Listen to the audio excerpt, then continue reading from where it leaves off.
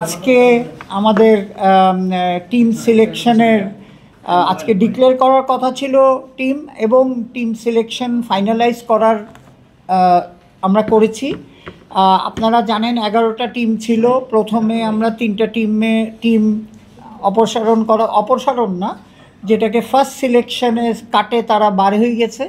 তারপরে বাকি 8টার মধ্যে আজকে চুলচেরা আপনার আমরা কি বলবো যে আমরা বিশ্লেষণ করে ফাইন্যান্সিয়াল ইন্টিগ্রিটি এবং অন্যান্য জিনিস চেক করার পরে আমরা বিপিএল গভর্নিং কাউন্সিল সর্বসম্মতে এই 5টা টিম আমরা ফাইনালাইজ করতে পেরেছি।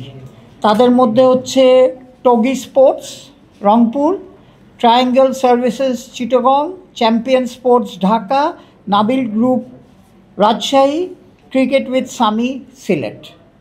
Toggi sports Rangpur, triangle services Chattogram, champion sports Dhaka, Nabil group Rajshahi and cricket with Sami Sylhet. এই 5টা টিম আমরা ফাইনাল করতে পেরেছি অনেকগুলি রিজনে।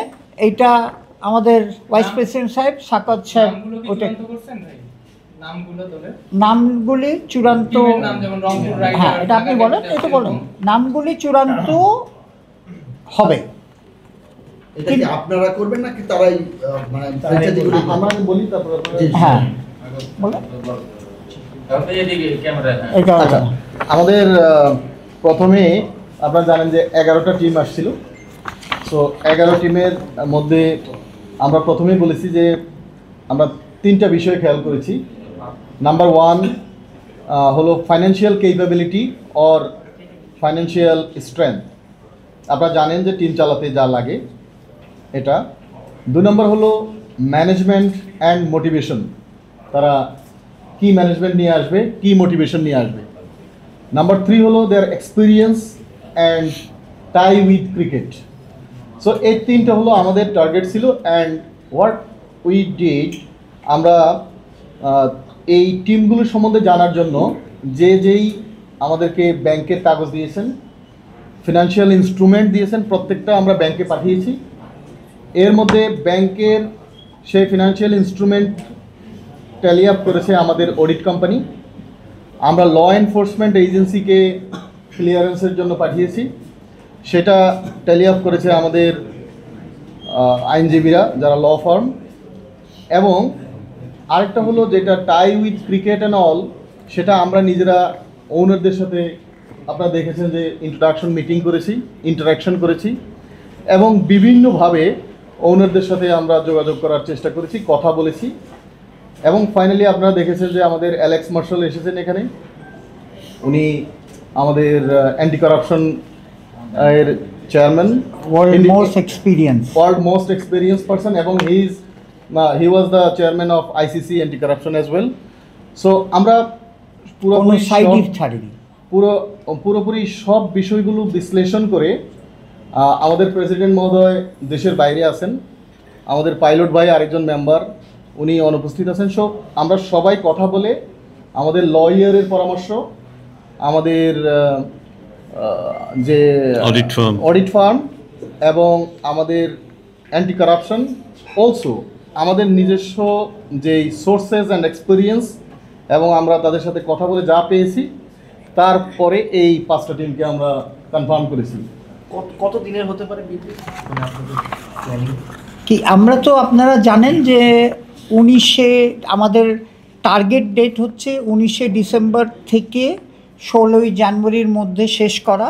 কারণ ওয়ান অফ দ্য রিজন হচ্ছে আপনারা জানেন যে ফার্স্ট উইক অফ ফেব্রুয়ারিতে ওয়ার্ল্ড কাপ শুরু হবে।